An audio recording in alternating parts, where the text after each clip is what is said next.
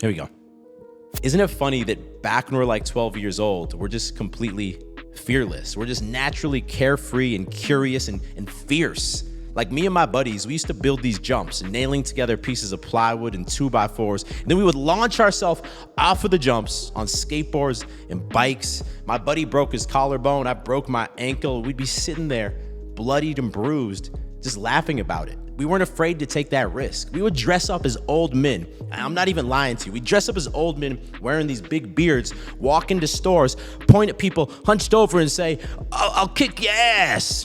We would do that. Then we'd go dressed up as old men, lie down in the road, the main road in the town I grew up in, and block traffic off for 10 minutes while people were honking their horns at us, all pissed off. Like, we didn't care what other people thought about us. We were just doing shit that we thought was cool. And then it happened.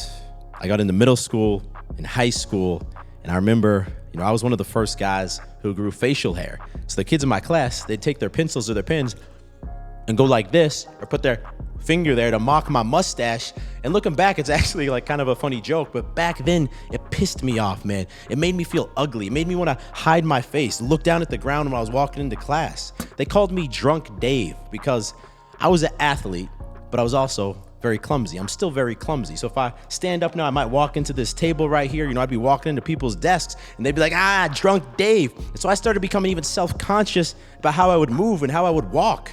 Little by little, I started to hide who David was. Like, if you could take the essence of who David was, I took that and I shoved that shit as far down as I could, and I stomped on that thing until the flames were out. And it was like, now I was playing this character, this boring character with no personality, who was even too afraid to make a joke in a social setting, because if someone didn't laugh at the joke, I'd feel like a loser.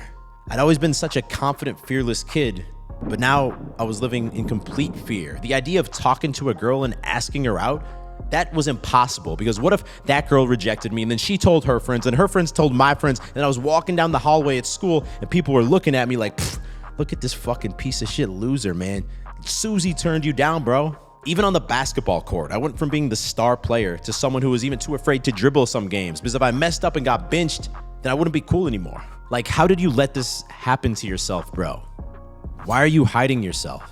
Because I can tell you, after high school, I spent the next 4 years of university going down the same path, hiding who I was, playing this lifeless character who must have been the most boring person in the world to talk to. The only time I could talk to a girl or crack a joke would be if I intoxicated myself with alcohol. Liquid courage, right? That's such a sad excuse for those of us who are still hiding ourselves, relying on alcohol to stop being a boring piece of shit. And then I chose the safest career path possible, being a software engineer. I know you're thinking that's a very respectable job, and it is, but it meant nothing to me. It was just safe. And that's when it happens. That's when it hit me. I would be sitting in traffic, commuting 2 hours to work, and all of the pain, all of the opportunities that have passed me by, I started to be super aware of them. I would literally see the faces of all the girls who I had wanted to approach in the past, but I never did. The girl from my history class, the girl from the gym, the girl from my dormitory. And I would see all of their faces laughing at me and saying, "You're such a loser, David. You never even had the courage to approach me." And the sad thing is, I would literally then picture what could have been. If I had just asked out that girl in history class and she said yes, then we could have gone on this first romantic date and shared a kiss together. And then we would have hung out more and more, and we would have hooked up. And then I'd imagine us sitting there on a Saturday afternoon just cuddling on the sofa, thinking about how amazing that would have been if I just seized the opportunity. And that is when I fucking snapped, bro. That is when I started watching YouTube video after YouTube video, reading self-improvement book after self-improvement book. Little by little, over 6 months, I built up the courage to go after the only thing that I cared about in my life at that point in time. Fitness. Fitness was the one part of my day that after my shitty day at work, being emotionless and brain dead, I would chug my pre-workout. Got my pre-workout right here for after the video. And I would go to the gym after work at like 6 p.m. And for that hour that I was at the gym, I felt something. I felt like I wasn't a complete piece of shit. I felt like I was doing something that I actually enjoyed. I was locked in. In 1 month, I studied and got my CPT, my personal training certificate. Then I found the most exclusive, high-end, expensive gym in all of Boston. And I was like, I'm gonna work here. This is probably the place I can make the most money. So I started driving by, dropping off my application. I emailed it in, I called on the phone, I walked in demanding to talk to the manager. And eventually the manager was like, bro, you gotta chill the fuck out. All right, I'll hire you, I'll give you a chance. And for the first time in like 10 years, I felt some actual excitement in my life. I was excited about my future. I quit my job at the software company, even though I got judged hardcore on the way out. They were like, bro, really? You're gonna leave this job to be a personal trainer? Okay, bro. They literally had the CEO sit down and try to talk me out of it. And then little by little, I started to find that inner child. I started to find that essence, that flame that I had put out. And I started to, is that how you get a fire back on? I started to build that fire into a bigger fire. That's when I decided, you know what? It would be cool if I trained a martial arts. So I started taking Krav Maga classes. That's an Israeli defense system. Then I started doing Muay Thai. I started sparring. And it was scary, man, because I didn't know anyone else who was on that path. It was just me doing these things by myself because I felt like they were cool. I started to regain little by little that same carefree nature that I had as a 12-year-old boy. And it felt fucking amazing. Like, you must realize that your insecurities, which by definition means the things that you're insecure about other people finding out, the things that you're hiding from other people, those things, that unique combination of your interests, your strengths, your weaknesses, your passions, those things that make you uniquely you are a fucking superpower, bro. Now, real quick, something else I used to be deeply insecure about was my skin. I used to have acne on my face and it just crushed my confidence levels. And that is why I decided to partner with Tiege Hanley to be the sponsor of today's video. So basically, Tiege Hanley is uncomplicated skincare for men. They're gonna provide you with all the products you need and nothing you don't. Personally, I'd recommend you get started with their level 1 system that has you covered with all of the basics to get your skin looking clear and healthy. That includes a daily face wash, a morning moisturizer with sun protection, a PM moisturizer to use before bed, and a twice per week exfoliating scrub. And to make it dead simple for guys like me and you, it even comes with this instruction card that shows you exactly when and how much of each product to use. And don't just take my word for it, they have over 7,000 5-star reviews from guys all across the globe. And because Tiege Hanley is sponsoring today's video, if you click that first link in the description, you're gonna get 30% off your first skincare system. You're gonna get 20% off after that for life as a Tiege Hanley member, and they're even gonna throw in a free gift that's a $20 value on its own. Do not wait any longer, just click that first link in the description to get your skincare handled today. Like, when I finally worked up the courage to try YouTube, I knew this was my path in life, because when I make a video, when I'm filming it and editing it, it makes me feel like a fucking child again.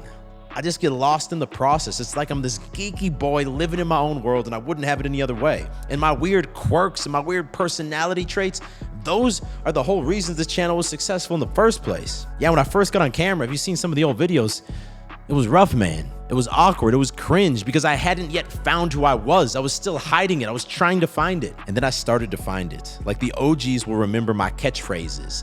Let's get started. Let's get started. Gains, bro. Gains, bro. If I don't talk to you in the next video, I'm gonna be mad, bro. If I don't talk to you in the next video, I'm gonna be mad, bro. And yes, there was plenty of people who thought these things were weird and cringy and they judged me for it. But there was way more people than that that actually connected with it and became subscribers. And more importantly than that, more importantly than subscribers or any of this, I was enjoying it and I thought that it was cool and I thought that it was funny when I said this shit. And at that point, the rest of my life was fucking game over. Game over in the best way possible, because I was living in this high vibration state. No longer was I pretending to play this character that I wasn't.